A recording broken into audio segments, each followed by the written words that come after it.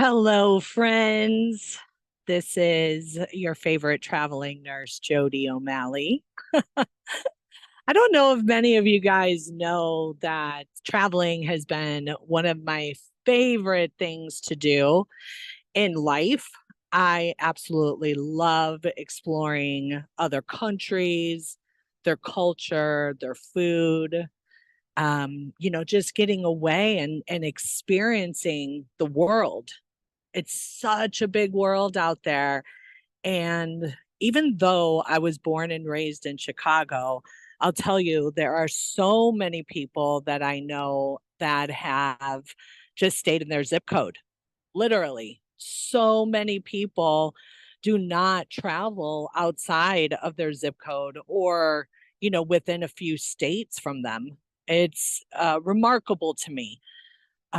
What else is kind of remarkable to me is how many people spend so much money traveling to places like Disneyland. And I always have thought, man, after the first time that I had taken my son there and saw how much money that we spent, I started looking into traveling with my kids, and I had done so from a young age. My first trip out of the country was when I was 16. Well, probably 17. No, 16. I was 16. And I went to Cancun, Mexico. And from that point on, I was hooked. And every time I had some extra money or um, I would budget as well to make sure that I would take trips. And it was easy to do when my kids were younger because they didn't know that mom was gone. You know, they stayed with their dad or they stayed with their grandparents. And once they became old enough, I would say probably my oldest was about 9 and my daughter was 6 at the time. They really appreciated me traveling. They loved it when I came home. I was just happy and I would tell them about the world and what I had done and they were so intrigued that they told me, "Okay, mom, you can take your trip, but every other trip you have to take us." And I said, "Deal." And so their first trip out of the country was to Costa Rica. And that's what I just want to share with you guys a few things. This podcast today is going to focus on work-life balance for nurses and some of my top travel tips. I have been to 6 out of the 7 continents. Antarctica is the only one that I haven't hit yet. Have traveled easily over a couple dozen different countries. And I have developed ways to do this, which are very inexpensive. Last December, I took my youngest, Benjamin, who was turning 14. I took him to Colombia, Greece, Italy, yeah, and Spain. And we were gone 28 days. And with airfare and food and everything, I spent less than $5,000 for both of us for 28 days. How many of you guys understand how big of a deal that is when you can easily spend 5 grand for a 5-day trip to Disney World, right? So, in this first segment, I'm going to talk about work life balance for nurses and really anybody in a high stress job. And on the second half, I'm going to focus on some travel tips. And so let's talk about work life balance. Like, why is that important? It's important because we need to have an equilibrium between our professional responsibilities and personal life. Personal life includes you being a mom, a wife, a friend, right? And I think as far as women go, it is so important, ladies, and even men, to take a trip out of the country out of your comfort zone by yourself at least once in this lifetime. At least once. You are going to just be amazed at how cool of an experience that is. And woven into this podcast, I'm going to share some of my experiences and how I came to maybe even traveling solo. But let's talk about it in terms of nursing. So nurses, we hear about burnout. We hear this word so often because it is a high stress and emotionally intense job. You know, when we can separate our work from our life, we really mitigate burnout, because that can lead to a decreased job satisfaction and also compromise patient care. We become way more apathetic to what our patients are going through if we're not taking care of our own mental and spiritual health, right? So, job satisfaction, that's another thing. When, many nurses are able to schedule themselves when they have 12-hour shifts in the hospital. A lot of us put in for what days we want to work and what days we want off. And when I was bedside working full time, I would sometimes schedule myself, 6 shifts in a row because as nurses, we work 3 12s. So I would do 6 shifts in a row and then I would take off for 10 days without using PTO. And that was awesome because I was able to do a lot of things. And when I scheduled myself with that downtime, not all the time would I leave, the state or the country, but I was able to really rest and recover. 12-hour shifts are demanding because a lot of time, figure an hour to get to work, an hour to get home. That's 14 hours out of your day. So now you have what, 10 hours or left to decompress, to be with your family, and to rest before the next day. So when I would work those shifts in a row, I just was on game. I said, okay, this is what I'm doing. And then I have something to look forward to. So having something to look forward to is really, really important. It improves our health and our well being, it helps us to reduce stress. And so that's why managing work life balance, people are less likely to experience chronic stress or anxiety or even physical exhaustion.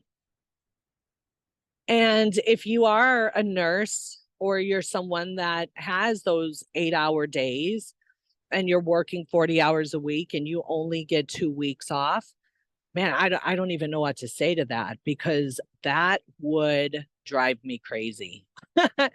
Absolutely drive me nuts.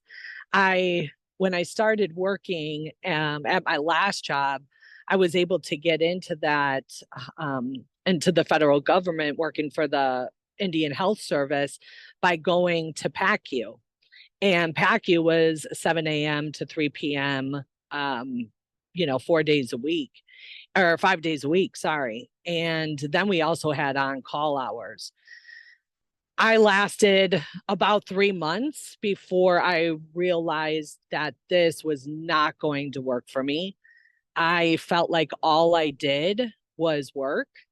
Even when I came home in the evenings, at 3:30, 4 o'clock p.m., I was still just as tired doing that than I was working 12 hours.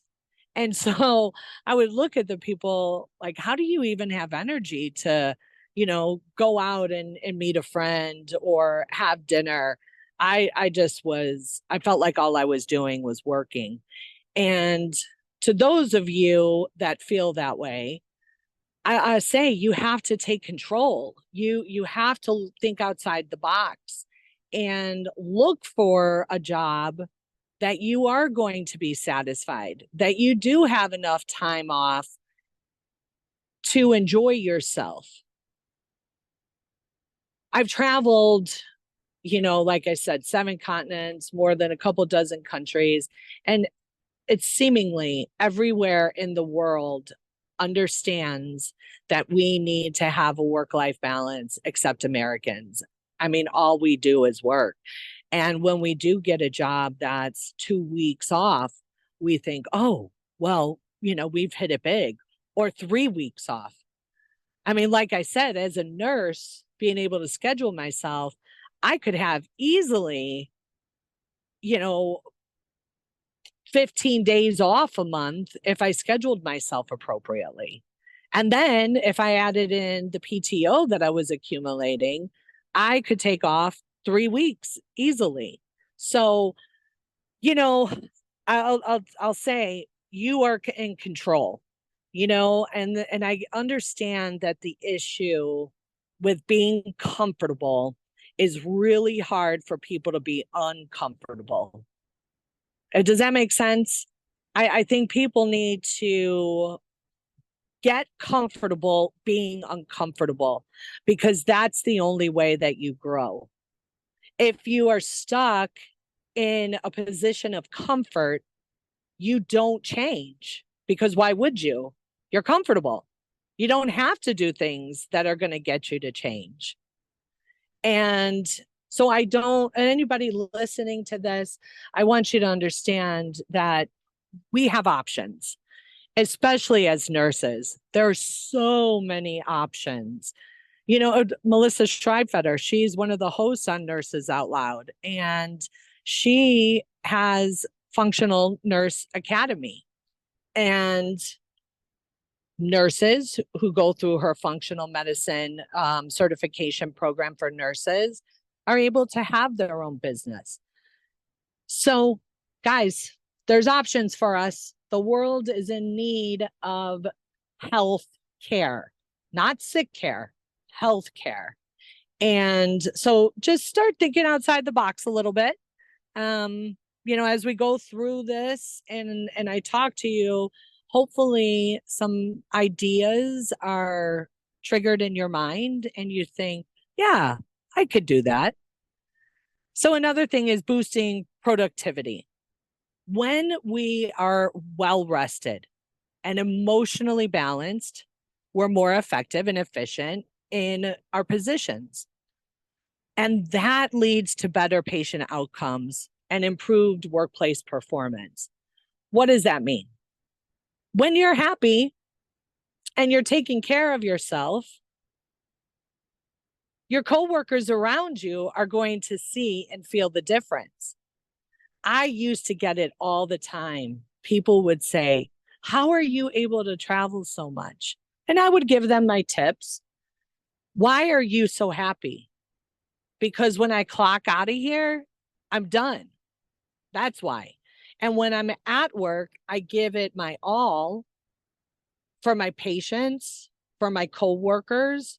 And at the end of my 12 hours, I clock out and now it's Jodi time, Jodi to be a mom, a friend, a cousin, whatever.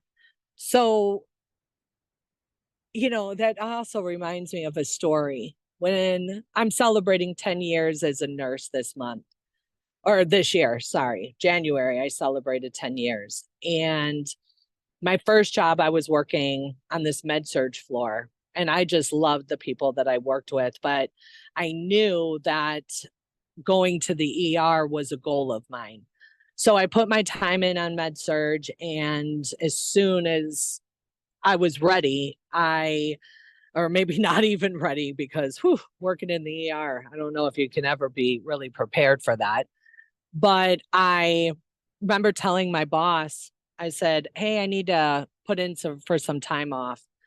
And she asked me, she said, where are you going to now? And I started laughing and I said, I'm going to New Orleans to see my friend. And she said, "Can I go with you?" And I thought, oh, okay, well, I wasn't expecting that. She's been my supervisor. We never crossed the boundary of friend supervisor thing, but I said, sure. And 10 years later, she is still one of my absolute favorite people to travel with. And we have become best friends.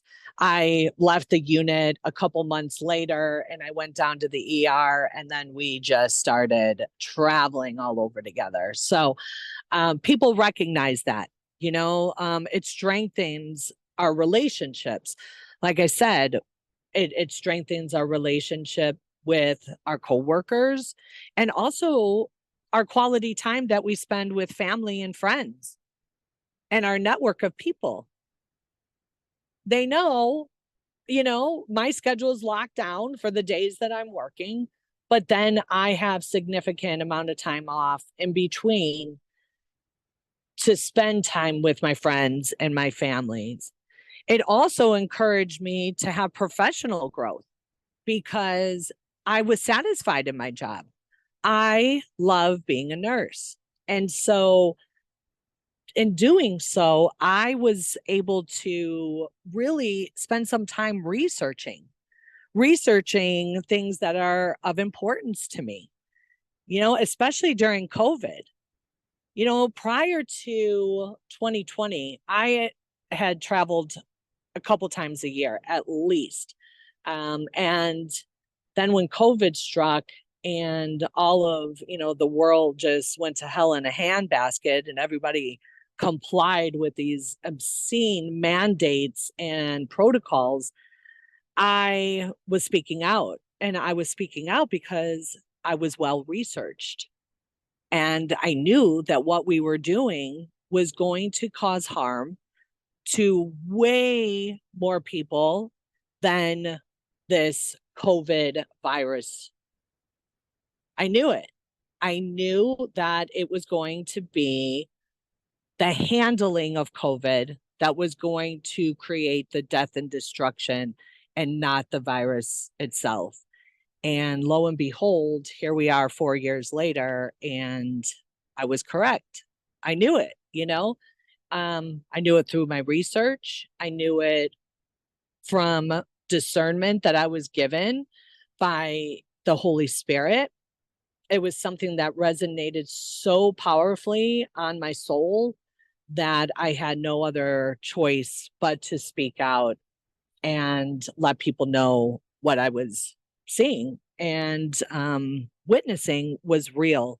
And, you know, when I blew the whistle, I spent 3 years traveling around, speaking, and doing interviews and just getting the word out so that people knew that these vaccines, injections were causing harm. They were not working. The PCR tests, removing the advocate from the bedside, the experimental use of remdesivir in the hospital, all those things, guys. But I'm not going to go into that on this show. I really want to focus on work-life balance and some of my travel tips.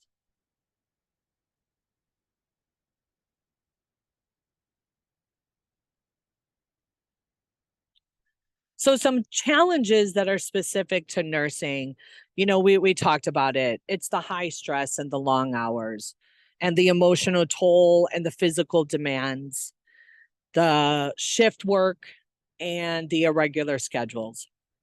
So I work night shift and day shift. I primarily schedule myself for nights and weekends because that's where the shift differential is the highest. So work smarter, not harder, right? I'm also able to be with my son and homeschool him when I do this. I'm able to go to his sporting events on the weekends. And yes, do I sacrifice some time sleeping? Yes, I do. But I also listen to my body. And if there's a day that I need to sleep most of the day, I will. For example, say I get home at 8 in the morning and I get him going with his day and I fall asleep. I usually set my alarm to wake up at around 2 or 3, spend some more time with him, take him to his basketball, have dinner, and I'm back in bed at 9 p.m. and 9 or 10, and I flip right back to a day schedule. So, I remember when I was in nursing school, I had learned from this nurse practitioner that if you know that you're going to be sleep deprived and, you're not going to get your, 5 to 6 sleep cycles, which run about 90 minutes each, then at least look for 90 minutes in the day that you can get one full sleep cycle in. And so I implement some of those things. But then we also have strategies for maintaining balance. And really, that is defining our work time and our personal time. We have got to set boundaries. Now, having said that, I will say this, that as a nurse, we usually are in a text group, or it's an automated system where the hospital will send out that they're short staffed. And sometimes I will respond to that and I'll take the shift differential that they're giving, or I just help out another nurse so that they can take off time work. But you have got to be strategic in that, knowing that if you do pick up another shift, or you are, picking up another shift for a coworker, or you are doing it for, time and a half, that you are compromising those boundaries. And I do it all the time. The boundaries are always crossed whenever, my unit needs help. And I'm able to do that. I usually do step in, and then I'm happy I do when I get my paycheck, right? But someone else, actually an ex of mine, had told me that he never answers the phone when his job calls him on his day off. And I learned that about 10 years ago as well. He said, let them leave a message. And if you get back to them, you get back to them. And I had a hard time with that at first. I was thinking, oh my gosh, they know that I got the message. They're probably wondering why I'm not calling back. I don't want them to think that I'm not calling back. But here's the thing, it also set up boundaries. They knew that Jodi would help out when she could, but she was not always available. And I think with nurses, we have a really hard time with that because they think, oh, the shift or the floor is running short, patients are going to suffer, this and that. And for that, I say to you guys, do it. Pick up those shifts, but don't always be available, right? We cannot just always be there at the beck and call anytime somebody reaches out to us, because then the lines are blurred. Your family is going to suffer and your self-care is going to suffer as well. And so some self-care tips, let's get into that. Self-care tips would be to make sure that you are rested well, that you are getting adequate sleep. They say 7 to 9 hours is a good target. And if you are those people that sleep, 6 hours, 7 hours, don't feel guilty for taking a 20-minute nap in the afternoon, even just resting your eyes. I do this, and I have done this for 20 plus years, setting an alarm and being silent and setting it for 20 minutes. And now, guys, I am able to set an alarm, actually have a dream, and wake up before that 20 minutes is off, or the 20-minute alarm goes off. That's pretty cool. So that I really encourage you. even if you don't fall asleep, to just be still, quiet your mind, quiet your thoughts. Start from the top of your head and work your way down to the toes on your feet and tell every single body part to relax. Relax your forehead. Relax your eyes. Relax your cheeks. Relax your lips. Relax your tongue. Sometimes I have to go back up to the top if my mind is just racing, and I just continue to do that. So that's really important. Being hydrated, getting enough water in, half of your body weight in ounces is what I always recommend. And also to eat well, right? If we're filling ourselves with junk food, like I did when I returned from my Italy trip, and I'm suffering now. I'm actually having to work tonight. So I'm thinking like, oh Lord, here we go. But here's a good little segue into that. As I go to break, I started working with Tim James from Chemical Free Body back last, I think it was probably September. And I started on his gut detox and went through all of his tips, the getting off of social media, getting off of electronics an hour before bedtime, getting in my sauna, um, also, chewing my food until it's liquefied, all of these little tips. But he also has this amazing gut detox protocol. And that's with the green 85, the GI support, and also his silver. And now he is, and I'm so excited for this, he is one of the sponsors for Nurses Out Loud. And when I came back home from Italy, my GI detox box was waiting there for me. And I was like, yes, here we go. Now I'm going to get back into the swing of things, after my 17-day trip, eating and drinking too much. And so I'm starting that again. And I will continue after the 15 days to take daily the GI support, because detox, I think, is a lifelong thing. We're always, compromised with our food.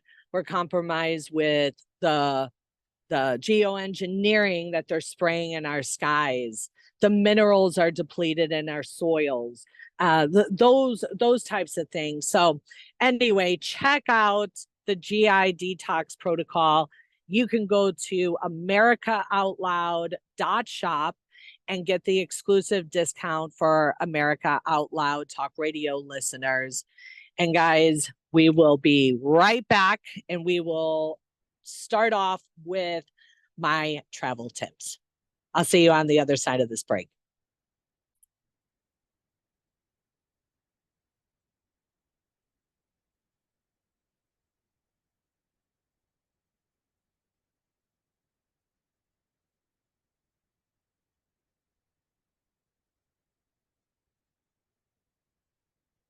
All right. Welcome back. You are listening to Nurse Jodi O'Malley on Nurses Out Loud. And we are on air 5 days a week with a different nurse host daily. And on Fridays, we get together and answer your Q&As. So please send us your questions, your comments, concerns, your opinions on our show, whatever. We want to hear from you guys. You can send the email to nurses@americaoutloud.com, and we will address it on our Friday Q&As. All right, so here we go. Let's get into some travel tips. So probably one of my biggest travel tips is booking your trips based on how much flights cost. Okay. So that could be in off season. That's typically when I like to travel to places. I like to travel to places a month before their season starts and a month right after it ends. So let's take Italy, for example. June, July, and August is their top travel months. So when I was talking with people, they had said that May and September are really, really good times because the weather is still good. It's less expensive. You have less tourists to contend with. The weather is better because, say, in Italy, I mean, it's their summer and it was hot. It was hot. They were having excessive heat warnings and we were in the 90s, like 96, 98 degrees, and the humidity was super high. And so I asked them, what are the best times? And they said May and September.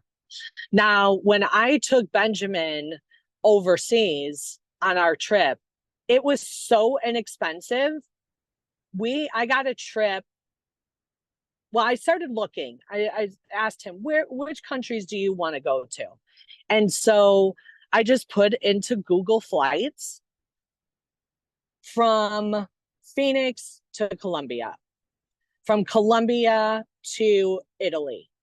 Well, when I did that, I noticed that there was a layover in Barcelona from Colombia to Rome. And so I thought, okay, well, let me see how much that one-way flight is. And so I started looking at one-way flights for the countries that we wanted to visit, the places we wanted to see, and they were so inexpensive, like $40 one way, right? And I thought, oh my gosh, okay, well, we're going to just cruise along. And they were so inexpensive. I was able to, when we arrived in a place, so since it was off season, I didn't have to book things ahead of time, right? The availability of the hostels and the hotels and stuff were just wide open. So I could pick wherever I wanted to go. And so oftentimes, say when we were in Barcelona, we were there for 2 days and I said, okay, do you want to stay here a little longer? And he goes, no, let's go to Rome. So I would look for a flight and it was, I don't know, $50. And so we booked a flight to Rome a couple days later. And so that's how we continued the trip for 28 days. And we were able to do that for the off season. So you don't need to really plan ahead, right? You don't have to plan ahead that far in advance if you're going to these places in their off season, right in the beginning and end of their off season. Here we go. Packing smart. Essentials versus non-essentials. Packing cubes and organizing. I am not a fan of packing cubes at all. I think it looks pretty, but they take up so much room. So when Benjamin and I went to, our 28-day Europe vacation, we did that with a backpack. Okay. And I got a backpack that was able to be a personal item. In the show notes, I'll show you the backpack that I used. But that's another huge thing, guys, is to travel so light.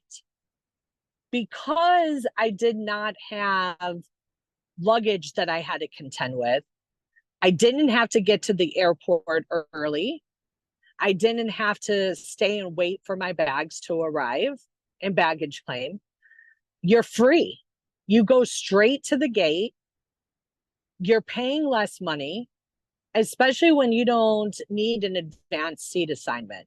And so there was many times that Benjamin and I weren't sitting together, and that's fine. We don't need to be together on an 8-hour flight right next to each other.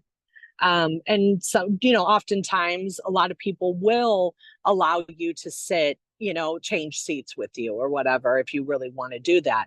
But traveling on budget airlines, I know a lot of people have a lot to say about Spirit, Frontier, Allegiant, overseas. I think it was called Ryanair. There were several different ones overseas, but we didn't have any issues with them. Not any more so than a regular airline. And like I said, the prices were just so inexpensive, but that's because we had a backpack, right? So, talking about essentials versus non essentials, you need to get a few outfits that you can change up with a shirt, with a dress.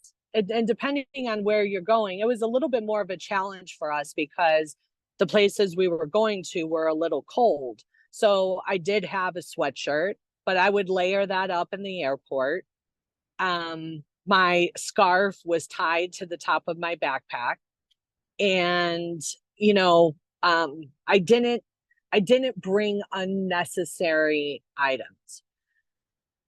Many of you, if you're listening to this, you have packed and you have overpacked so many times, and you know that there is inevitably always those favorite outfits that you use a couple times, that you wear a couple times, and there's so much that you don't even touch. Well, if you have a cute little black dress, that black dress can get you into a nice spot. You could wear that a couple different times. You have your shorts, one or two things to sleep in. We just don't need a whole lot. And you could go to the laundromat. That's what we did. Every like 4 or 5 days, we'd go to a laundromat and wash our clothes and meet interesting people that are there from all over, or even just locals. And then we got tips and tricks of, things to do in their city. Typically next to a laundromat are local cuisine that's inexpensive. You just get so much more of the culture when you are going to the laundromat. Another thing, and this may strike a lot of people and may make a lot of people cringe, but hostels. Those are my favorite places to go to. And I'll tell you why. Number one, you only need a bed to sleep in. If if your vacations are, I'm going to go to, and stay in the Hilton because that's what I want to do, well, then you're probably not going to be able to travel as much. You're just not, because it's expensive. And every Hilton is the same no matter where you go in the world. It's just different dialects, right? Different food, but you're going to get the same experience at the Hilton in Fiji that you're going to get in Hawaii, because they are a brand. You know what to expect from them. Hostels, in my opinion, are the way to go. Many hostels, you can rent a private room. You can rent a private room with your own private bathroom and have, basically a little bit more than like a Motel 6 experience. Because at every hostel, there's usually tourism there that are cheaper than if you were to book at a Hilton. The food at the hostel, you can bring your food, put it in the refrigerator, cook it in their kitchen. You just clean up after yourself. Or many hostels also offer restaurants right there. And their food is amazing. It's just so good. And it's so much cheaper. I give my Fiji experience. I stayed at a hostel in Fiji right on the lake, or right on the ocean. And I had a private room. I paid $35 a night in July. Okay. So that was their season. The food at the restaurant was just culinary creations that were $15. And it was fresh fish that they caught there. And Even the aesthetic on the plate was beautiful. The beer or the drinks there were a third of the price than they were at, when we went and checked out the Hilton area where all the hotel row was. You could bring your own drinks and your own food into hostels. So you can go next door, shop at the local supermarket and bring your food in there. But you meet people from all over the world. And that to me is the coolest thing. Another really attractive reason for staying at a hostel is because pretty much all hostels are located in the area you want to be in.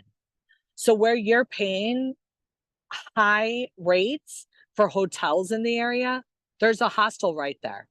I stayed at hostels in San Francisco. I stayed at hostels in Seattle, right at the Pike Fish Market. Stayed in hostels in New Orleans. I mean, they're right there in the center. So the transportation is usually right outside the door. And then you also meet other budget travelers. And it's not even, I mean, I know people that have a lot of money that stay at hostels because they like the experience. Usually there's 24/7 concierge at a hostel. In the big cities. In the other cities, they close down.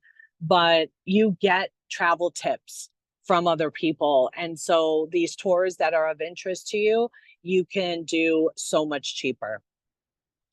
Um, uh, Researching your destination, right? You're going to want to know the local customs, the transportation, and the areas that are safe for you to be in. And just being street smart when you travel, that's really important because safety obviously is number one. I don't carry my passport around with me. I carry my ID. I carry an over the shoulder, like um, uh, crossbody purse that I am able to fit a lot of things in. And, I like to be hands free when I travel. That's why having a backpack, having a crossbody purse eliminates the need for my hands to be occupied. And that way, I'm just ready to go if I need to protect myself, right? I'm not fumbling around with a bunch of different things. I'm not always looking like, do I have this bag? Do I have that bag? And especially like traveling through Italy, this last trip, I knew my daughter wanted to have a carry-on, and I brought a carry-on, and I packed way too much. But I did, and let me tell you, what a pain in the butt it was going up and down flights and flights of stairs, small apartments, small areas, cobblestone streets, people all around. And it's like, oh my God, why did I do this to myself? Why? Why? You know, if you're traveling and all you think about are things that you need, then I don't think you're really experiencing the area because you're just more concerned with your things, right? You're spending more money at the airport because you have to arrive there early. Like, why do that?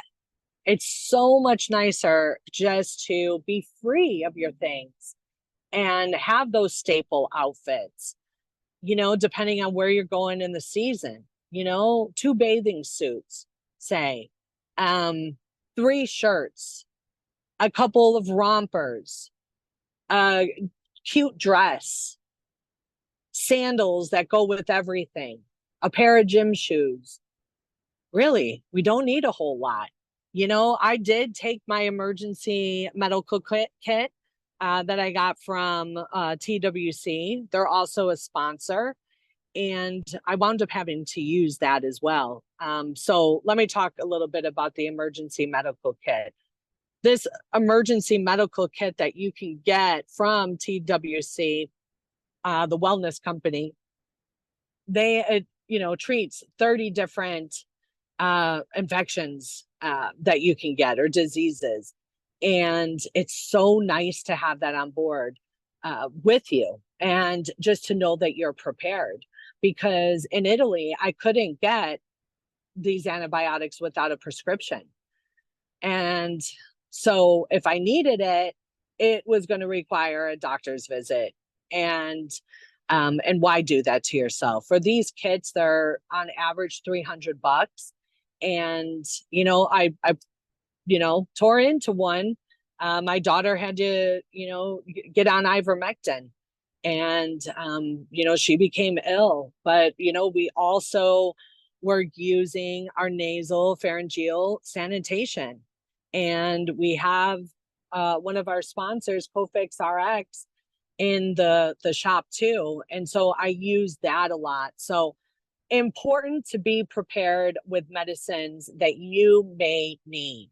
Okay, the emergency medical kit, the travel kit, check out the different kits, guys, because even whether you're at home or abroad, being prepared lowers your stress response. And when you're traveling, your stress response is just higher, especially if you're traveling from place to place, because there's transportation, there's language barriers, everybody does things a little different. And just knowing that I was prepared was, oh my gosh, just completely lowers your stress response. Staying connected, right? You're going to want to stay connected with your family and friends. And a good way to do that is to have an app like WhatsApp or Telegram or Signal that works with Wi-Fi.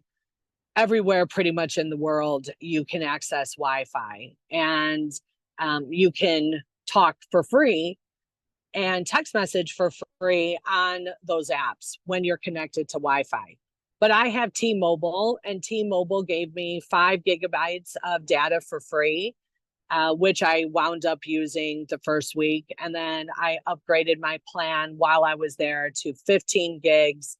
And I was there for 17 days and used about 20 gigs of data. I didn't connect to Wi-Fi as often as I could have. But to me, it was just easy breezy. And for $50, I had some extra data. I used Google Maps a lot to get around the city and to look at transportation from place to place. So I was on that as well. But we also need to budget wisely, right? When you're traveling, it's best to look at where locals are eating, because it is going to be the most authentic, and it is going to be a cheaper price. So looking at where locals are eating, and typically when you are in the hostel areas, you do get a lot of, the local culture, local vibe of things. And you're able to save money that way, right? Um,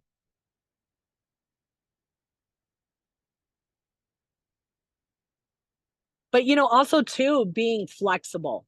So I am not a planner. I do not like planning that far in advance, because when I'm traveling, I like to feel the vibe and the energy of the place that I'm in, and then determine what I want to see and do. And when you are constantly organizing trips, having this, FOMO feeling, fear of missing out, you are just going, going, going, going. And I do not think that that is a vacation. I've started looking at it as though I was just going to these places and checking it out. And if I want to go back, then I'll go back. It's not that big of a deal. It's not bad. I do not pack my itinerary, you know, at all, hardly at all. And, that's another important point. Be careful who you travel with. Really, truly, you get to know a lot about a person when you travel with them. They could be your best friend of 20 years, and you go on a trip with them, and you're like, oh my goodness, I will never go on a trip with you again. And I know that a lot of people are like, really? But I'll tell you, I have my one girl, Asia, that I have been with since high school. And her and I have been on multiple different trips with multiple different people. And she still remains one of my most favorite people to travel outside of the country with. So just be mindful. You got to be chill. You don't always have to eat together, guys. You don't always have to wake up together. You don't have to do everything together. And when you are a chill travel partner and you allow people to have their own experience and their own vibe, and you have your own too, you meet so many interesting people when you are solo. And I know I touched on that in the beginning about traveling by yourself. You can experience that when you're traveling with somebody. If somebody wants to take a nap, let them take a nap and you go check things out. If you don't feel that safe, to walk around, then go to the pool and hang out. Go down to the bar and sit there and talk with people. The hostels also, they usually have, free dancing, free, like, say, when we were in Colombia, they had salsa night and we got free dance lessons. You can go and do those things by yourself. Well, listen, friends, I am, this is about it, guys. I think I've talked and talked and talked and tried to give you all of my pointers and reasons why having work-life balance is key, and also budget traveling. Get out there and experience the world. Truly, truly, guys, don't wait. I saw so many people that were elderly, just trying to navigate the streets, and especially overseas when you're traveling to these old places. I saw a lot of people that had like broken ankles and cast and on crutches, and just don't be that person. Don't think you have got to wait until you are retired to start going and extending this. And if children, I highly encourage you to passport and not not give your money to this Disney woke culture. One of my good friends, James O'Keefe, has been coming out with, the Disney files, and it's just, I don't support them at all. And I think our kids are better served experiencing the trials and tribulations of traveling and the different cultures and navigating that, and then going to Disney World, truly. But that's all the time we have for today, friends. I am Jodi O'Malley, and you can hear my other sister nurses Monday through Friday at 10 a.m. Eastern time. And all of our shows go to podcast as well. You can download the America Out Loud Talk radio app to listen to 24/7 podcasts with a variety of different hosts and subjects. And you can, and on any podcast app that you guys follow, whether it be Spotify, Apple, Pandora, follow our shows, rate our shows, and write into us. I definitely want to hear from you guys. Ask me all the questions that you want, and I will be certain to do another show on here. That is nurses at americaoutloud.com. And until next time, friends, be safe, be well, and God bless.